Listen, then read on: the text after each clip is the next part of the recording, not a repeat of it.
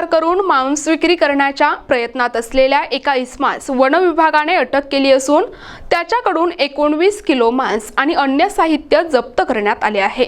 बुलढाणा जिल्ह्यातील पळसखेड नागो येथील अजय बाघा राठोड असे आरोपीचे नाव असून त्याच्याकडून 19 किलो रानडुकराचे मांस, 2 सुरे, वजन काटा आणि इतर साहित्य जप्त करण्यात आले आहे। आरोपी विरुद्ध विविध कलमान्वये गुन्हा दाखल करण्यात आला असून पुढील तपास बुलढाणा वनपरिक्षेत्र अधिकारी अभिजित ठाकरे करत आहे, तर कारवाईनंतर जप्त केलेले मांस नष्ट करण्यात आले आहे। बुलढाणा वनपरिक्षेत्रातील पळसखेड नागो या ठिकाणी रानडुकराचे शिकार होऊन त्याच्या मांसाची विक्री होत आहे अशी गुप्त माहिती मिळाल्यावरून वन विभागाने सापळा रचून त्या ठिकाणी एका इसमास रानडुकराचे मांस विक्री करताना अटक केलेली आहे।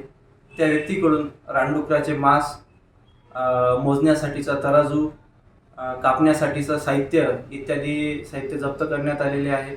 सदरची कारवाई ही विभागीय वनाधिकारी दक्षता श्री किरण पाटील साहेब व श्रीमती सरोज गवस उपवन संरक्षक बुलढाणा यांच्या मार्गदर्शनात करण्यात आलेली आहे। एकूण किती आरोपी अटक करण्यात आले? याच्यामध्ये एक आरोपी अटक करण्यात आलेला आहे। आरोपी वाढण्याची शक्यता आहे का?